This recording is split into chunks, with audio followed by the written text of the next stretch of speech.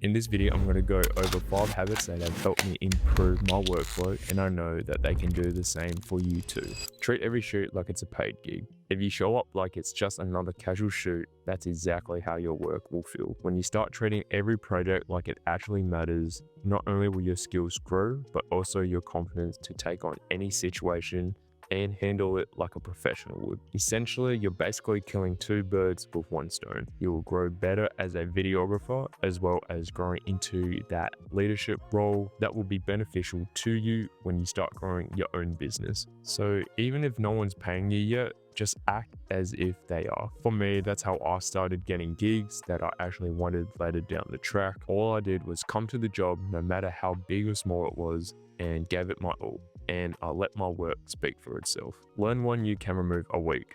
For me, whenever I would watch a film, I would analyze the small details that would make the movie great. The more fascinating the film was to me, the more I went deep down that rabbit hole. One thing that would always stand out and take my attention was usually the movement of the camera. The way it impacts the storytelling without distracting us viewers is an experience that I aim to achieve for my own videos. It's because the director themselves are very intentional with the camera movements. So with this in mind, I would always challenge myself to learn at least 1 new camera trick a week. This can sound very intimidating at first, but it doesn't have to be anything too over the top or crazy.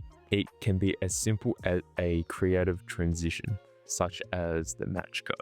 Or you can try a smooth gimbal move, and for those who don't have a gimbal, this is the perfect opportunity to step outside of the box and think creatively how you can achieve a similar move without a gimbal. For instance, you can use a napkin or a towel and slide it across the kitchen bench. That's just an example, but use your intuition, use your instincts, and play around, experiment. You never know what the mind can do. These small things add up over time, and before you know it, your videos will feel way more polished and elevate your overall experience to becoming a better videographer in no time.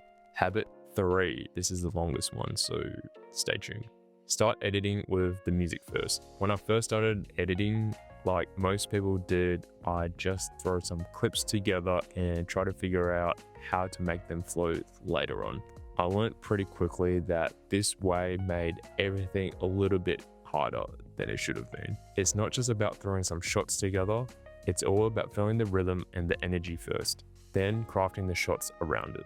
Now, when I start an edit, I focus on the music before anything else. When picking out music, I consider things like the tempo, what sort of vibe it gives off, and whether or not it has a drop or a beat switch. My workflow has gotten a lot better in recent months since I've switched over to using MotionArray, so finding the right music has never been easier.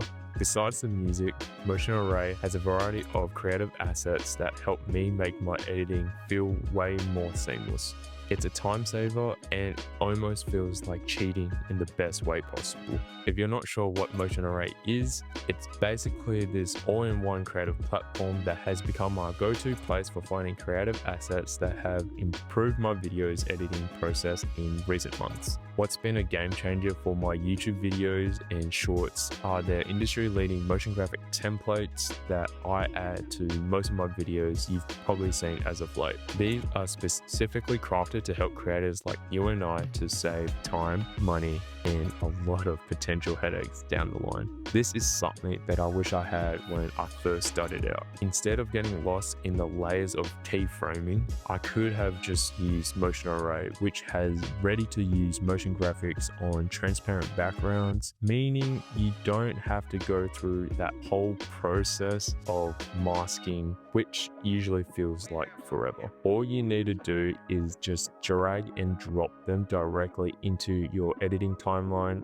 and that's basically it. That means no more complicated setups and no rendering delays. You can customize the settings so it matches your unique style. And because everything is optimized for easy use, I actually spend less time on the technical work of things and focus on what really matters, which to me is storytelling. The best way to experience the difference it can make to your videos, you just have to try out MotionArray for yourself. I've got a link below in the description for you to explore the massive library of templates. If you're like me and ready to take your editing to the next level in 2025, Get started today with MotionArray.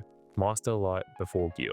At the start, when I upgraded my Sony a7 III to the a7S III, it would instantly make my shots way better. But what I quickly realized is that you don't have to spend thousands of dollars to achieve that cinematic look. I'm thankful to have the a7S III, but I should have put my focus on lighting first, because once you see what the difference it can make to your videos, you won't be able to unsee it and why it's so important. Once you get your lighting right and perfect, even an older camera can produce some stunning results. But if you neglect it, no amount of high-end gear will save you. I suggest just playing around and experimenting with what you already have. Practical lights, windows, and even a flashlight from your phone is a good start than any. Focus on shaping light before you even think about upgrading your camera gear.